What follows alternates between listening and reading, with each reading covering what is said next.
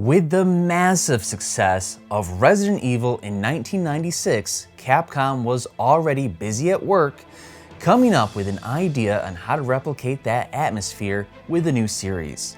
As early as 1997, Capcom began the inception of what would later become Onimusha, a horror-esque zombie game set in feudal Japan. Development for Onimusha began on the PS1, and Capcom was nearly halfway done with the game before the project was scrapped in favor of development on the upcoming PS2. Released in 2001, Onimusha Warlords would give horror fans a whole new setting to explore as samurai and zombie ninjas and warriors clashed. While not reaching the success of Resident Evil, the first Onimusha set the foundation for one of the most underrated Capcom series of all time.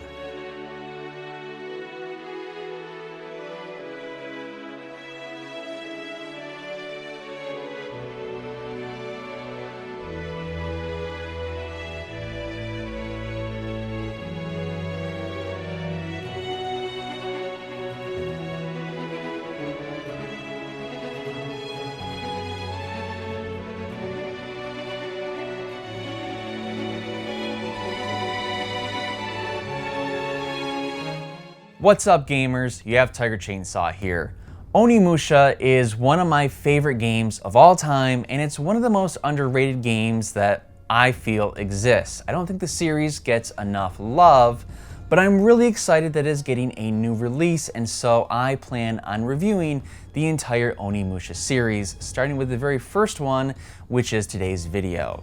Now, if you haven't yet, or if this is your first time on my channel, make sure you hit that sub button because I've got tons of game reviews on my channel from various platforms, from retro games to current gen games. So make sure you hit that sub button so you don't miss any of my game reviews.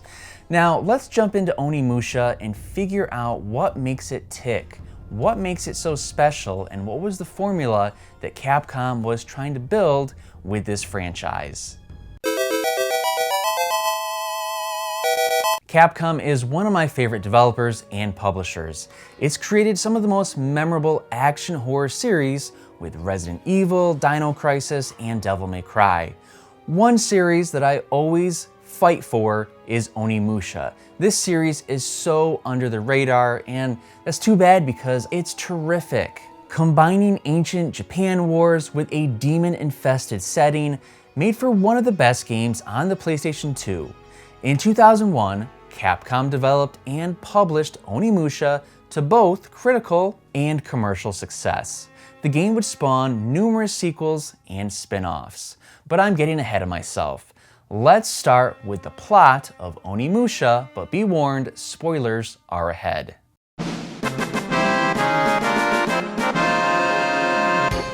Onimusha has to have one of the most unique settings in video games. It's a crazy combination of feudal Japan and zombie demons and zombie ninjas, but it really works.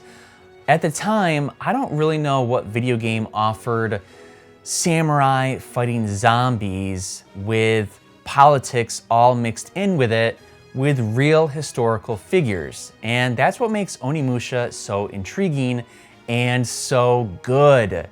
Let's get into the plot.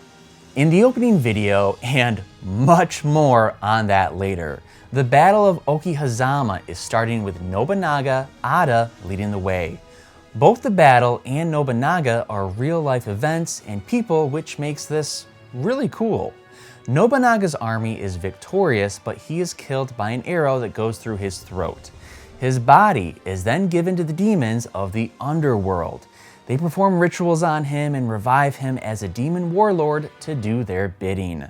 From hidden journals that you find in the game that I absolutely loved finding, you get little crumbs that give you hints on what is going on in this world. You also discover that other famous warlords like Alexander the Great and Genghis Khan also went through these demon rituals. Now back to Nobunaga, his army continues the invasion of Japan and invades the Inabayama castle, capturing Princess Yuki and choosing to sacrifice her in an ancient ritual to grant Nobunaga even more power to take on the rest of Japan. You will be playing as Samanosuke, a samurai for a neighboring clan that is at war with Nobunaga. After receiving a letter asking for help from his cousin Princess Yuki, Samanosuke and his sidekick ninja Kayade set out for the castle to investigate. During this investigation, Samanosuke is defeated by a large demon, but he receives help from the Ogre Clan spirits that were defeated by the demons a long time ago. They gift to him a gauntlet to seal the demon souls away. After being revived, he continues his investigation of the castle. Samanosuke discovers that the castle has been overrun by demons and zombie soldiers of Nobunaga. He and Kayade make their way through the castle grounds and the castle itself, collecting 3 legendary swords to help fight off the demons. Samanosuke enters the demon realm just in time to find Princess Yuki and her brother both chained to a wall, about to be sacrificed to the demon god Fortinbras. Now, if this happens, it's gonna give more power to the zombie Nobunaga. So, Samanosuke defeats Fortinbras using his arm gauntlet that temporarily transforms him into an Onimusha, which is kind of a powerful godlike warrior. In the end, Princess Yuki is set free with her brother as Samanosuke mysteriously disappears afterward, viewing the castle from a distance. Cue credits.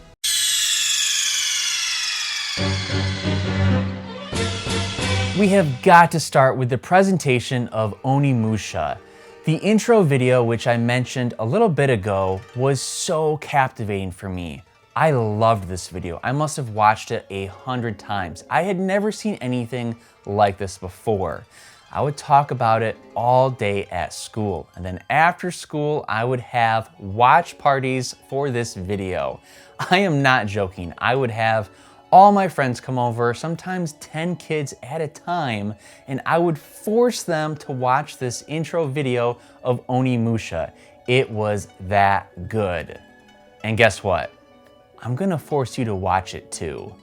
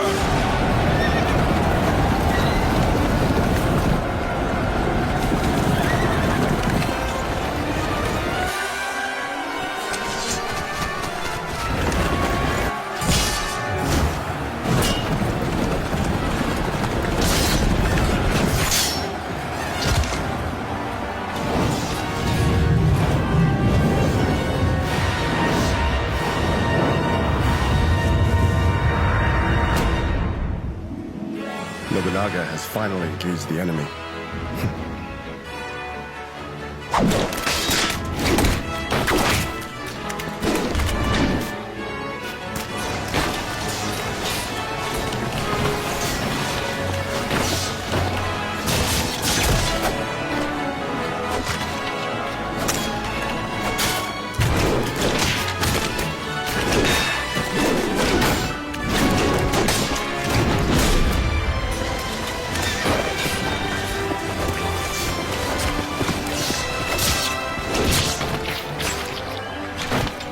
My lord, we have taken Lord Suruga's head!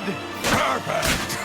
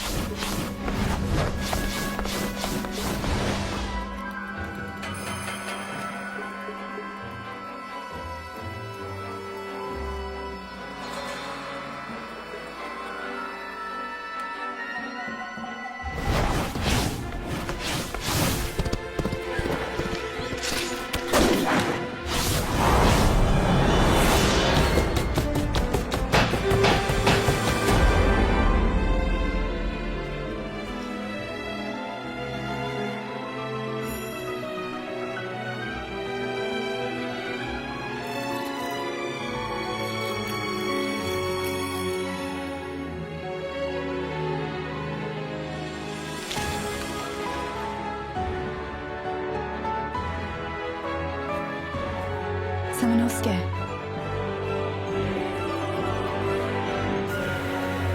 I will save Princess Yuki.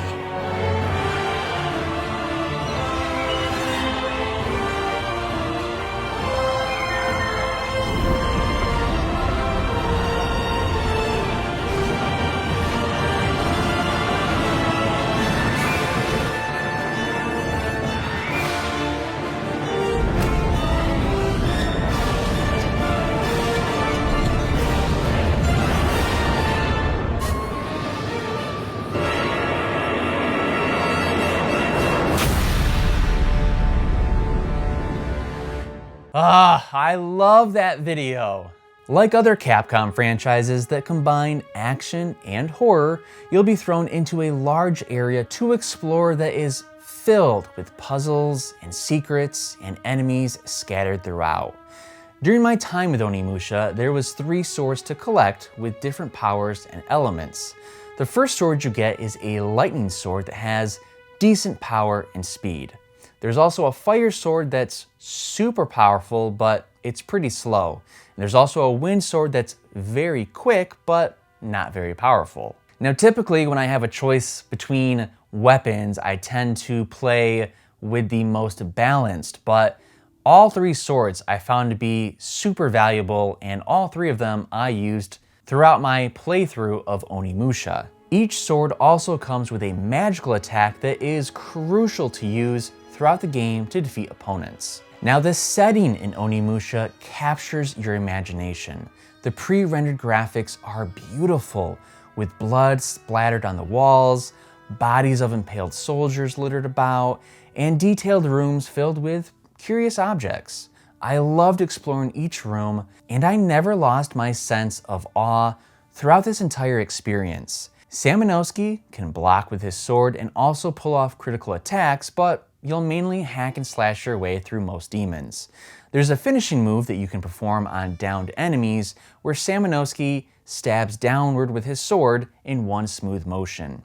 I loved doing it, and it was very satisfying to finish off the demons in that manner. You'll also get a bow and arrow, and even a matchlock gun to use on enemies that fly or are located on higher grounds. Each of the swords that you have is upgradable using the souls that you collect after killing demons.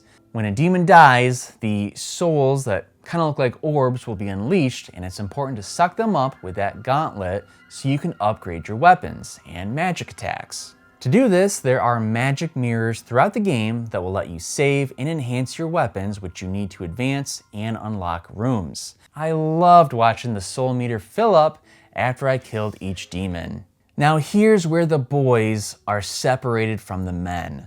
There's a demon realm that you can gain access to about halfway through the game. If you defeat all 20 floors, you are rewarded with a musical instrument that will give you a legendary sword right before the final boss. This sword almost guarantees victory, as it is incredibly powerful, but It's no easy task making your way down 20 Demon Realm floors to get it. I played this realm a ton as a kid, and it took me like 100 tries to get to the bottom. Now, as an adult, I think I pulled this off on my first or second try, but I'm a lot better at gaming than I was at 12. Puzzles are critical to advancing throughout the game, as you'll collect plot-driven items and keys to advance further into the castle. The puzzles range from easy to mild difficulty. Now, I know everyone that's played this game is going to talk about this one puzzle, so I will too. There's a puzzle that you need to complete to save Samanosuke from drowning in a room filling with water. It's gonna give you plenty of anxiety, but just keep your head cool and you'll figure it out. It probably took me 4 or 5 tries, but honestly, it's not that difficult. If you're a little bit lucky, you might be able to pull it off on your first or second try. Just don't panic. Throughout your playthrough, you are not just gonna be Samanosuke. In fact, you're gonna be his sidekick, Kaede, which I already discussed. She fights a little bit different though. She's got long daggers and she throws ninja blades, and she's pretty quick. It was refreshing to use someone else during my Onimusha playthrough for different parts of the game. She controlled nothing like Samanosuke. With her, it was best to dodge and avoid all opponents rather than face them. Now, there are numerous boss fights throughout Onimusha. I didn't struggle with any of them, but I do remember as a kid, they were a little bit tough. You shouldn't have much trouble defeating them because the medicine and the herbs that you find throughout the castle are pretty plentiful. Just use your magic and heal. It's pretty easy. Now, the final boss is Fortinbras, but he was actually a little bit of a letdown. He was a snake-like demon and kinda lame. I was hoping to fight Nobunaga, but instead the real demon god came out. He was super easy to defeat if you have the legendary sword. And even if you don't have the legendary sword, he's pretty beatable. Now, as much as I love Onimusha, there are some small marks against it. Not only is the final boss pretty easy, but the voice acting and the dubbing doesn't really fit. It kind of plays like an Asian dubbed film. Sometimes their mouths move and nothing comes out, while other times they are talking but their mouths aren't moving. It's kind of comical, but I wish they would have gotten it a little bit more accurate with English voices. Now, what really surprised me is the length of this game. When I was a kid, it would take me months to get to the end. I fought so hard just to beat some demons and figure out the puzzles. After not playing Onimusha for over 15 years, I set aside 2 weeks to take on this game. But I beat the game in less than 5 hours. I was shocked. I could not believe how short this game was. Now, obviously, I know the puzzles and I know where to go and where the items are at, but this is a fairly short game that can be beaten in 5 hours. So if you're playing it for the first time, maybe this is more of a 8-hour game.